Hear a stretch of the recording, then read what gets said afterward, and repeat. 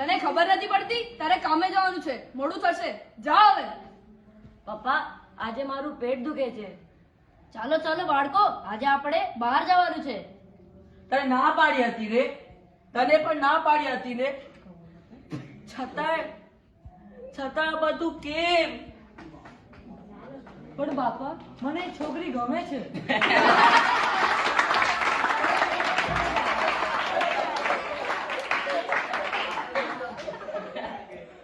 મારો પહેલો નંબર આવશે કે નહીં? આગના ઘોડા વરસી રહ્યા છે, ધરતી પર ભૂકંપ આવ્યો છે. હવે આ છોકરીની બલી ચડાવવી જ પડશે.